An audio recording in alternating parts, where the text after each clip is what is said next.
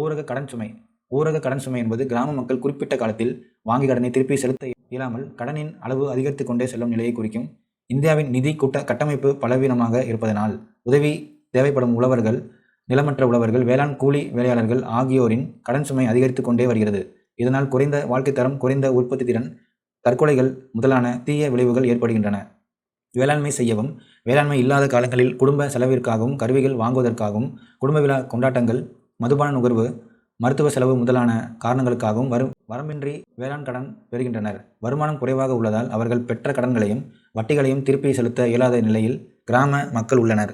தேசிய மாதிரி கணக்கெடுப்பு அமைப்பு NSSO 2002 முதல் 2023 புள்ளி விவரப்படி 30% ஏழைகள் மட்டுமே அரசுடைமை வங்கிகளில் கடன் பெறுகின்றனர். அகில இந்திய கடன் முதலீட்டு ஆய்வின் AIDS 2002 படி 1991 63.3 ஆக இருந்த அமைப்பு கடன் 2002 57.1% குறைந்தது. இந்த குறைவு அமைப்பு சாரா கடன்களின் அதிகரிப்பை காட்டுகிறது. RBI 2006 அதுபடி காட்டுகிறதுன்னு சொல்கிறாங்க. இந்தியாவில் 2015ஆம் ஆண்டு சமூக பொருளாதார சாதி ரீதியான கணக்கெடுப்பின்படி 73% மக்கள் ஊரக பகுதிகளில் வாழ்கின்றனர். இதில் 18.5 மக்கள் தாழ்த்தப்பட்ட வகுப்பை சார்ந்தவர்களே, 11% மக்கள் பழங்குடியினர் ஆவர். ஊரக கடன் சுமைகளின் இயல்புகள்.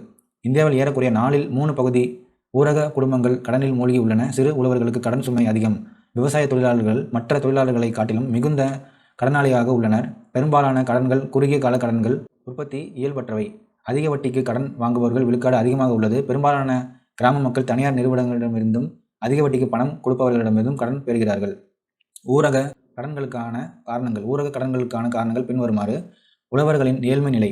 வறுமையில் நுகர்விற்காகவும் வேளாண்மை தொழிலை மேற்கொள்வதற்காகவும் குடும்ப விழாக்களுக்காகவும் உழவர்கள் கடன் பெற தூண்டப்படுகிறார்கள். ஏழ்மை நிலை கடனுக்கான அதிக வட்டி முதலியன உழவர்களை கடன் கொடுப்பவர்களின் கட்டுப்பாட்டின் கீழ் வைத்திருக்கின்றன. பருவமழை பொய்த்தல். அடிக்கடி பருவமழை பொய்த்து போவது உழவர்களுக்கு சாபமாக அமைகிறது. இயற்கை பொய்த்து போவதால் மிகவும் பாதிக்கப்படுகின்றனர். அதனால் வாங்கிய கடனை திரும்பி செலுத்த இயலாமல் அவதிப்படுகின்றனர். வேளாண்மை எப்போதும் சிறக்கும். கடன்களை அடைக்கலாம் என அவர்களால் கணிக்க முடியவில்லை. வழக்குகள். நிலங்கள் தொடர்பான வழக்குகள் நீதிமன்றத்தில் இருப்பதால் அதற்காக செலவிட அதிகமாக கடன் பெறுகிறார்கள்.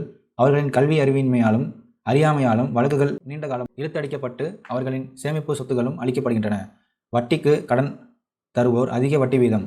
உள்ளூரில் வட்டிக்கு கடன் கொடுப்பவர்கள் அதிக வட்டி வசூலித்தல், அசலுடன் வட்டியை சேர்த்து அதிகரித்து கொண்டே செல்லுவதால் உழவர்கள் கடனிலே மூழ்கும் நிலை உள்ளது. ஊரக கடன்களை தீர்ப்பதற்கு எடுக்கப்பட்ட நடவடிக்கைகள். ஊரக கடன்களை தீர்ப்பதற்கு பல்வேறு வழிமுறைகள் அறிமுகப்படுத்தப்பட்டுள்ளன. அவை வட்டிக்கு கடன் கொடுப்பவர்களை ஒழுங்குபடுத்துதல், ஊரக வங்கிகளை மேம்படுத்துதல், வட்டார ஊரக வங்கிகள் RRB தொடங்குதல், நுண்கடன்கள் வழங்குதல், தன் உதவி குழுக்களை அமைத்தல் SHG, தொடக்க கூட்டுறவு வங்கிகள், நில வங்கிகள் தொடங்குதல், பயிர் கடன் வழங்குதல், முன்னோடி வங்கி திட்டங்கள், சிறிய அலகு முன்னேற்ற மறு நிதியளிப்பு முகவர் வங்கி முத்ரா தொடங்குதல், துணை தொழில்களை உருவாக்குதல், வேளாண் சாரா தொழில்களை உருவாக்குதல், திறன் மேம்பாடு பயிற்சிகள் அளித்தல். இருப்பினும் ஏழைகள் தன் உதவி குழுவினருக்கு வட்டி வீதங்கள் போக்குவரத்து செலவினங்கள் வசதி மிக்கவர்களுக்கு கிடைப்பதை காட்டிலும் அதிகமாக உள்ளது. எடுத்துக்காட்டாக மகிழ்வுந்துக்கான கடனை விட கல்விக்கடன் வட்டி அதிகமாக உள்ளது. வட்டார ஊரக வங்கிகள் RRB. இந்திய அரசாங்கம் 1975ஆம் ஆண்டு ஊரக வங்கிகளில் செயல்பாடுகள் குறித்து ஆராய ஊரக வங்கிகளில் பணி புரிந்தவர்களை கொண்டு ஒரு குழு அமைத்து அக்குழுவின் பரிந்துரையின்படி வட்டார ஊரக வங்கிகள் அதாவது ரீஜனல் ரூரல் பேங்க்ஸ் செயல்படுத்தப்பட்டன. சிறு குறு உழவர்கள், வேளாண் தொழிலாளர்கள், கிராம கைவினைஞர்கள் ஆகியோருக்கும் சிறு நிறுவனங்களுக்கும் கடனும் பிற உதவிகளும் வழங்குவதன் மூலம் ஊரக பொருளாதார மேம்பாடு அடைய வட்டார ஊரக வங்கிகள் பரிந்துரைக்கப்பட்டன. மத்திய மாநில அரசுகளும் வணிக வங்கிகளின் கூட்டு முயற்சியால் உருவாக்கியவையே வட்டார ஊரக வங்கிகள் ஆகும். தற்போது இந்தியாவில் 64 வட்டார ஊரக வங்கிகள் உள்ளன. பொருளாதாரத்தில் நலிவடைந்தோருக்கு மட்டுமே RRBS கடன் வழங்குகிறது. வங்கியின் வட்டி வீதமானது கூட்டுறவு சங்கங்களின் வட்டி வீதத்தை போல் இருக்கும். Micro finance. குறுநிதி என்பது குறு கடன்களை குறிக்கும். இந்த நிதி சேவையானது கடன்கள், சேமிப்புகள், தொழில் முனைவோர்களுக்கான காப்பீடு வசதிகள், பாரம்பரிய மூலதன ஆதாரம் இல்லாத சிறு தொழில் முனைவோர் ஆகியோருக்கு வங்கி அல்லது முதலீட்டாளர் போல செயல்படுத்துவதாகும். சிறு தொழில் புரிவோருக்கு தேவையான நிதியை வழங்கி அவர்களை தொழில் அல்லது வணிகத்தில் முதலீடு செய்ய வைப்பதே இதன் நோக்கமாகும். குறு நிதியானது குறுங்கடன் வழங்கும் நிறுவனங்கள் மூலம் வழங்கப்படுகிறது. இதில் சிறிய லாப நோக்கமில்லாத நிறுவனங்களிடமிருந்து பெரிய வங்கிகள் வரை அடங்கும். அரசு சாராத நிறுவனங்கள் NGOs இவ்வகை கடன் வழங்குவதில் முன்னோடியாக விளங்குகிறது. இந்தியாவில் இந்த குறுங்கடன் வழங்கும் முறைகள் கடந்த 20 ஆண்டுகளாக அதிக வளர்ச்சி அடைந்துள்ளன. இந்தியாவில் 2009ஆம் ஆண்டில் குறுங்கடன் வழங்கும் நிறுவனங்களின் எண்ணிக்கை 150 இருந்தது. திரிபாதி 2014. சுய உதவி குழுக்கள் செல்ஃப் ஹெல்ப் குரூப் SHG. சுய உதவி குழு என்பது ஒரே மாதிரியான சமூக பொருளாதார பின்னணி கொண்ட 20 பெண்கள் வரை சராசரியாக 14 பேர் கொண்ட தன்னிச்சையான அமைப்பு ஆகும். இவற்றின் உறுப்பினர்கள் சுய உதவி மற்றும் பரஸ்பர உதவி மூலம் பொதுவான பிரச்சனைகளை தீர்த்து கொள்ள முயல்கின்றனர். சுய உதவி குழுக்கள் உறுப்பினர்களின் சிறு சேமிப்பை அதிகரிக்க உதவுகின்றன. அவர்கள் மாதந்தோறும் சிறு தொகையான ₹10 முதல் ₹50 வரை வங்கியில் சேமிக்கின்றனர். தொடர்ந்து இவ்வாறு 6 மாதங்கள் சேமித்த பிறகு சிறிய தொகைகளாக குழுவில் உள்ள தேவைப்படும் உறுப்பினர்களுக்கு வட்டிக்கு வழங்குகின்றனர். செயல்பாடுகளை வைத்து சுய உதவி குழுக்கள் தங்கள் வங்கி இணைப்பு திட்டத்தில் சேர்க்கப்படுகிறார்கள். SBLB. இது 1992ஆம் ஆண்டில் ஆரம்பிக்கப்பட்டது. இத்திட்டம் சுய வேலைவாய்ப்பை ஏற்படுத்துவதற்கும் ஊரக ஏழை மக்களை இணைப்பதற்கும் அவர்களின் திறன்களை மேம்படுத்துவதற்கும் செயல்பாடுகளை திட்டமிடுவதற்கும் உள்கட்டமைப்பு வசதிகளை உருவாக்குவதற்கும் தொழில்நுட்ப வசதி கடன் மற்றும் சந்தைப்படுத்துதல் ஆகிய அனைத்து தேவைகளையும் நிறைவு செய்வதற்கும் உருவாக்கப்பட்ட நல்ல திட்டமாகும். 2009 முதல் 10 ஆம் ஆண்டின்படி 1.59 மில்லியன் புதிய சுய உதவி குழுக்கள் இக்கடன் பெறும் வசதியோடு இணைக்கப்பட்டன மற்றும் வங்கிகள் மூலம் சுய உதவி குழுக்களுக்கு ₹14,453 கோடி கடனாக வழங்கப்பட்டது. 2010ஆம் ஆண்டு மார்ச் முடிவில் 6.95 மில்லியன் சுய உதவி குழுக்கள் வங்கிகளில் சேமிப்பு கணக்கை வைத்திருந்தனர். இத்திட்டத்தின் முக்கியமான நோக்கமானது வங்கி கடனும் அரசாங்க மானியமும் வழங்கி வருவாய் ஆதாரங்களை பெருக்கி பயனாளிகளை ஏழ்மை கோட்டிற்கு மேல் முன்னேற்றமடைய செய்வதாகும். நபார்டு வங்கியின் கணக்கீட்டின்படி 2.2 மில்லியன் சுய உதவி குழுக்கள் இந்தியாவில் உள்ளன. அதில் 33 மில்லியன் உறுப்பினர்கள் வங்கி இணைப்பு திட்டத்தின் கீழ் வங்கி கடன் பெற்றுள்ளனர். SHGS வங்கி இணைப்பு திட்டம் தொடக்கம் முதலே சில மாநிலங்களில் சிறப்பாக செயல்பட்டு வருகிறது. குறிப்பாக தென் மாநிலங்களான ஆந்திர பிரதேசம், தமிழ்நாடு, கேரளா, கர்நாடகா ஆகியவற்றிற்கு முன்னுரிமை வழங்கப்பட்டது. நபார்டு இன் SHG வங்கி இணைப்பு திட்டத்தின்படி உறுப்பினர்கள் கடனை சரியாக திருப்பி செலுத்திய பதிவை வைத்திருக்கும் சுய உதவி குழுக்கள் வங்கியில் கடன் பெற இயலும். 2005 முதல் 6 ஆண்டில் தென் மாநிலங்களான ஆந்திர பிரதேசம், தமிழ்நாடு, கேரளா மற்றும் கர்நாடகா ஆகியவை வெற்றிகரமாக செயல்பட்டுள்ளன. இம்மாநிலங்கள் 60% சுய உதவி குழுக்கள் வங்கி இணைப்பு கடன் வசதியை பெற்றுள்ளன. தருணா மற்றும் யாதவ் 2016 அவங்களோட ரெஃபரன்ஸ் வச்சு தான் இந்த டேபிள் வந்து கொடுத்துருக்காங்க. சுய உதவி குழுக்கள் முக்கியமான இயல்புகள். சுய உதவி குழுவின் உறுப்பினர்கள் பொதுவாக ஒரே மாதிரியான பொருளாதார நிலையில் உள்ளவர்கள். குழுவினரிடையே உள்ள புரிந்துணர்வின் அடிப்படையில் உறுப்பினர்களை சுயமாக தேர்ந்தெடுக்கின்றனர். பெரும்பாலான சுய உதவி குழுக்கள் 10 முதல் 20 பெண் உறுப்பினர்களை கொண்டவை. SHGS நமக்கென்று வடிவமைக்கப்பட்ட சட்டங்களையும் விதிமுறைகளையும் கொண்டுள்ளன. தொடர்ச்சியாக கூட்டம் நடத்துதல், முறையாக பதிவேடுகளை பராமரித்தல், சேமித்தல், கடன்கள் வழங்குதல் ஆகிய ஒழுங்கினை அவை கடைபிடிக்கின்றன. SHGகள் முழு பங்கேற்புடன் அனைவரும் கலந்து ஆலோசித்து முடிவெடுப்பதுடன் தங்களை தாங்களே நிர்வகித்துக் கொள்கின்றனர்.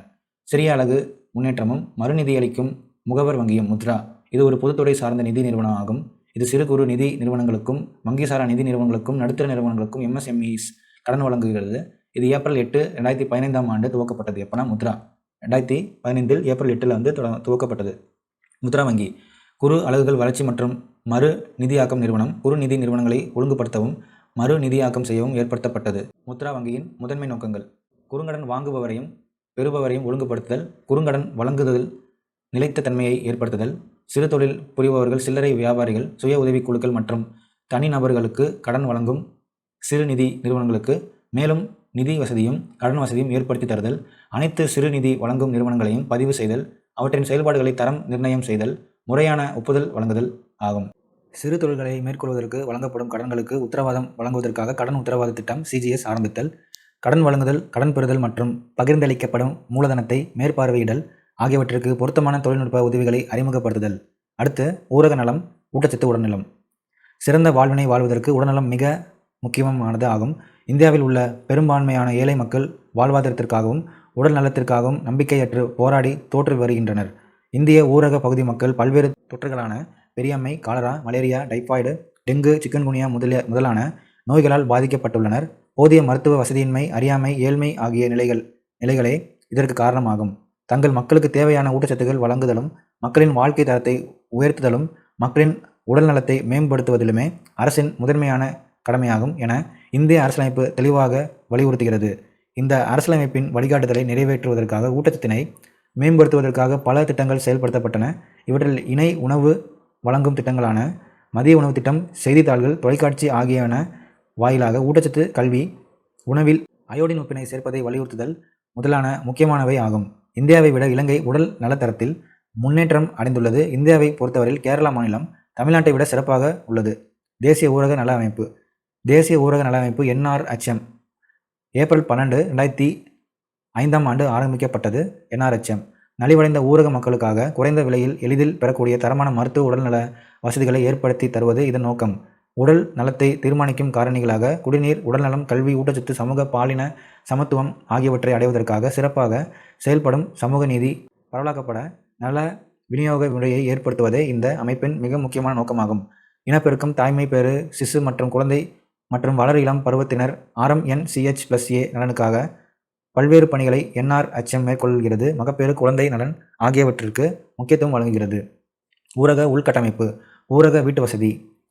வீடு என்பது ஒவ்வொரு குடும்பத்தின் அடிப்படை தேவைகளுள் ஒன்றாகும். சிறந்த வீட்டு வசதிகளை ஏற்படுத்துவதன் மூலம் உழைப்பின் உற்பத்தி திறன் அதிகரிக்கும். இப்பொழுது அனைவரும் தனி குடும்பமாக வாழ முனைவதால் வீட்டுமனை வீடுகள் பெறுவதில் சிக்கல்கள் அதிகரிக்கின்றன. வீடுகளை ஏற்படுத்தி தருவது என்பது வீட்டினை வழங்குவது மட்டுமின்றி முறையான குடிநீர் வசதி, நல்ல சுகாதார வசதி, முறைப்படி கழிவுகளை அப்புறப்படுத்தும் வழி வகைகள் ஆகியவற்றையும் ஏற்படுத்தி தருவதாகும். குறைந்த செலவு தொழில்நுட்பத்தில் வீடு கட்டுவது, போதுமான வீட்டு கடன் வசதியை ஏற்படுத்தி தருவது, ஊரக பகுதியில் உள்ள நிலமற்ற தொழிலாளர்களுக்கு வீட்டுமனையை அளிப்பது ஆகிய வழிமுறைகளின் மூலம் வீட்டுமனை பெறுவதில் உள்ள சிக்கல்களை தீர்க்கலாம். NSSO புள்ளி விவரத்தின் படி 38 விழுக்காடு குடும்பங்கள் ஒரு அறையையே வீடாக கொண்டும் மற்றொரு 36 விழுக்காடு குடும்பங்கள் 2 அறைகள் கொண்ட வீட்டிலும் வாழ்கின்றனர். ஊரக அங்காடி. ஊரக பகுதிகளில் உற்பத்தி செய்யப்பட்ட பண்டங்களை வாங்கவோ விற்கவோ ஏற்படுத்தப்பட்ட கட்டமைப்பு ஊரக அங்காடியாகும். நகர்ப்புறத்திலும் இதர பகுதிகளிலும் உற்பத்தி செய்யப்பட்ட இதர பொருட்கள் ஆகியவற்றை வாங்கவும் ஊரக அங்காடிகள் பயன்படுத்தப்படுகின்றன. விவசாயிகளுக்கு பேரம் பேசும் ஆற்றல் குறைவு. இடைத்தரகர்கள் அங்காடி அமைப்பில் காணப்படும் குறைபாடுகள்: சேமிப்பு கிடங்கு வசதிகள் பற்றாக்குறை, போக்குவரத்து வசதிகள் குறைவு, பண்டங்களை தரம் பிரித்தல் இன்மை, வேளாண் சார்ந்த தகவல் பற்றாக்குறை, மோசமான அங்காடி அமைப்பு முறைகள் முதலியன ஊரக அங்காடியில் காணப்படும் குறைபாடுகளாகும். இந்தியாவில் ஊரக சாலை பகுதி 26.50 லட்சம் கிலோமீட்டர் ஆகும். இதில் 13.5 விழுக்காடு பகுதிகளில் மட்டுமே சாலைகள் போடப்பட்டுள்ளன. இந்தியாவின் சாலை தொடர்பு வசதி அமைப்புகள் உலகிலேயே பெரிய அமைப்புகளில் ஒன்றாகும். 1950 முதல் 51 ஆண்டில் 4 லட்சம் கிலோமீட்டர் நீளமாக இருந்த இந்திய சாலையின் நீளம் தற்போது 2018 34 லட்சம் கிலோமீட்டர் ஆகும். ஊரக சாலைகள். போக்குவரத்து முறைகளில் சாலை போக்குவரத்து மிக முக்கிய பங்கு வகிக்கிறது. ஊரக பொருளாதாரத்தில் ஊரக சாலைகள் மிகவும் முக்கியத்துவம் வாய்ந்தது. ஊரக பகுதிகளில் நன்கு அமைக்கப்பட்ட சாலைகள் தொலைதூர கிராமங்களை பிற நகர்ப்புற மையங்களோடு இணைப்பதற்கும், வேளாண் இடுபொருட்களின் போக்குவரத்து செலவினை குறைப்பதற்கும், ஊரக உற்பத்தி பொருட்களை சந்தைப்படுத்துவதற்கும் உதவுகின்றன. ஊரக உழவர்களின் உற்பத்தியை நகர்ப்புற அங்காடிகளில் சந்தைப்படுத்துவதற்கும், தொலைதூர அங்காடிகளுக்கு செல்வதற்கும், பிற பணிகளை பயன்படுத்தி கொள்வதற்கும் உதவுகிறது. ஊரக மின்மயமாக்கல். ஊரக மின்மயமாக்குதல் என்பது ஊரக பகுதிகளுக்கு மின் வசதியை ஏற்படுத்தி தருவதாகும். ஊரக மின்மயமாக்குதலின் முக்கிய நோக்கங்கள்: வேளாண் செயல்பாடுகளுக்கு மின் வசதியை அளிப்பதன் மூலம் வேளாண் உற்பத்தி திறனை பெருக்குகிறது. பயிரிடும் நிலப்பரப்பை அதிகரிப்பது, ஊரக தொழிற்சாலைகளை மேம்படுத்துவது, ஊரக பகுதிகளுக்கு மின் வசதியை ஏற்படுத்துதல் ஆகியன ஆகும். வேளாண் உற்பத்தியை அதிகப்படுத்த இந்தியாவின் பல மாநிலங்களில் மின்வசதி இலவசமாக வழங்கப்படுகிறது மற்றும் ஊரக பகுதிகளில் மின் கட்டண வீதம் மிக குறைவாக உள்ளது. 2017 ஆண்டு மார்ச் முடிவில் இந்தியாவின் 99.25 விழுக்காடு கிராமங்கள் முழுமையாக மின் தொடர்பை பெற்றிருந்தன. 31/3/2017 படி கீழ்கண்ட 20 மாநிலங்கள், யூனியன் பிரதேசங்கள் முழுமையான, அதாவது 100 விழுக்காடு மின் வசதி பெற்றுள்ளன. அவை சண்டிகர், டெல்லி, ஹரியானா, ஹிமாச்சல் பிரதேசம், பஞ்சாப், ராஜஸ்தான், டாமன் மற்றும் டையூ, தாத்ரா மற்றும் நாகர் ஹவேலி, கோவா, குஜராத், மகாராஷ்டிரா, ஆந்திர பிரதேசம், கேரளா, லட்சத்தீவு, புதுச்சேரி, தமிழ்நாடு, தெலுங்கானா, அந்தமான் நிக்கோபார் தீவுகள், சிக்கிம் மற்றும் திரிபுரா ஆகியவை ஆகும். இந்தியாவில் ஊரக பகுதிகளில் மின்மயமாக்கிகளை பாதிக்கும் காரணிகள்: நிதி பற்றாக்குறை. மின்சாரம் வழங்குவதற்கும் அதனை விநியோகிக்கப்படுவதற்கும் அதிக செலவு ஏற்படுகிறது. இதற்கான நிதி ஒதுக்கீடு மிகவும் குறைவு ஆகும். மாநிலங்களுக்கு இடையே உள்ள சிக்கல்கள். மின்திட்டங்களை நிர்வகிப்பதில் மாநிலங்களுக்கு இடையே சிக்கல்கள் நிலவுவதால் மின்சார விநியோகம் பாதிக்கிறது. சீரற்ற நிலப்பரப்பு. கிராமப்புற பகுதிகள் சமமற்று இருப்பதால் குண்டுகள், மலைகள் முறையான மின் இணைப்பு வழங்குவது கடினமாகவும், மின் இணைப்பு கம்பிகள் அமைப்பதற்கு கடினமாகவும் அதிக செலவு ஆகிறது. மின் அனுப்புகையில் ஏற்படும் இழப்பு. ஊரக பகுதிகளுக்கு மின் அனுப்புகையில் ஏற்படும் இழப்பானது 25% ஆகும். மின் திருட்டு. வசதி படைத்த மக்கள் முறையற்ற வழிகளில் மின்சாரத்தை பயன்படுத்துதல், வேறு பயன்பாட்டிற்கு மாற்றுதல் ஆகியவை ஊரக பகுதிகளில் மின்மயமாக்குதலுக்கு தடையாக உள்ளன. ஊரக முன்னேற்றத்திற்கான தேவைகள். ஸ்லேட்டரின் கிராமங்கள்.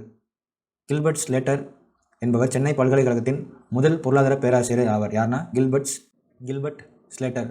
இவர் தனது மாணவர்களை கொண்டு சில கிராமங்களை ஆய்வு செய்தார். வடமலைபுரம், ராமநாதபுரம், கங்கை கொண்டான், திருநெல்வேலி, பாலக்குறிச்சி, தஞ்சாவூர், துசி, வட ஆற்காடு ஆகிய தமிழ்நாட்டில் உள்ள சில கிராமங்களை ஆய்வு செய்து 1918 ஆண்டு சில தென்னிந்திய கிராமங்கள் எனும் புத்தகத்தை வெளியிட்டார். அதனைத் தொடர்ந்து பல்வேறு ஆராய்ச்சி குழுவினரும் இதனை 1930, 1950, 1960 ஆண்டுகளில் ஆய்வு செய்தனர்.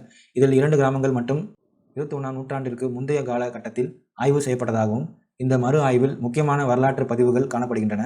இந்த கிராமங்களை ஆய்வு செய்யும் பிற ஆராய்ச்சியாளர்களுக்கு வழிகாட்டியாக அமைகிறது, பிற்கால ஆராய்ச்சியாளர்களுக்கு முன்மாதிரியாக விளங்குகிறது. இந்த ஆய்வின் மூலம் ஊரக பகுதிகளில் ஏற்படும் மாற்றங்களை பற்றி நாம் அறிந்து கொள்ளலாம். வேளாண்மையிலும் வேளாண்மை சாரா துறைகளிலும் ஊரக உண்மை வருமானம் உருவாக்கும் முயற்சிகள் தேவை. வேலைவாய்ப்புகளை உருவாக்கி வருமானம் உண்டாக்குதல், ஊரக தொழில்மயமாக்குதல், உடல்நலம் மற்றும் ஊட்டச்சத்து, கல்வி வசதி, வீட்டு வசதி மற்றும் பல்வேறு மக்கள் நல பணிகளை மேற்கொள்வதற்கு முயற்சிகள் தேவை. அடிப்படை உள்கட்டமைப்பு வசதிகள் மற்றும் சமூக தேவை திட்டங்களை மேம்படுத்துவதற்கு முதலீடுகளை அதிகரிக்க செய்தல் வேண்டும். தற்போது உள்ள பிரச்சனையை தீர்க்க ஒருங்கிணைக்கப்பட்ட திட்டங்களை தீட்டுவதுடன் அவற்றின் மூலம் நிலையான வளர்ச்சியினை பெறுவதற்கும் வழிவகுக்க வேண்டும். வளர்ச்சி திட்டங்களை வகுக்கும்போது ஊரக பகுதி மக்களின் சிக்கல்களை பற்றி அறிந்த நபர்களையோ அல்லது தலைவர்களையோ தொலைநோக்கு பார்வை உள்ள சிந்தனையாளர்களையோ கலந்தாலோசிக்க வேண்டும். தொகுப்புரை: பல்வேறு கொள்கைகளின் அடிப்படையில் ஊரக பொருளாதாரத்தை திடப்படுத்தும் முக்கியமான நடவடிக்கைகள் எடுக்கப்பட்டுள்ளன. உடல்நலம், செய்தி தொழில்நுட்பம், கட்டமைப்பு, கல்வி, சிறு வணிகம் ஆகியவற்றில் முதலீடு செய்ய நடவடிக்கைகள் எடுக்கப்பட்டுள்ளன. வருங்காலங்களில் முன்னெப்போதும் இல்லாத வகையில் நடவடிக்கைகளை திறம்பட செயல்படுத்த நிர்வாகம் முனைப்புடன் செயல்பட்டு வருகிறது. ஊரக பகுதிகளில் நகர்ப்புற வசதிகளை ஏற்படுத்தி தருவதற்கு provision of urban facilities for rural areas முக்கியத்துவம் தர வேண்டும். அதன் மூலம் இந்தியா கிராமங்களை ஒளிர செய்ய முடியும். சொற்களஞ்சியம்.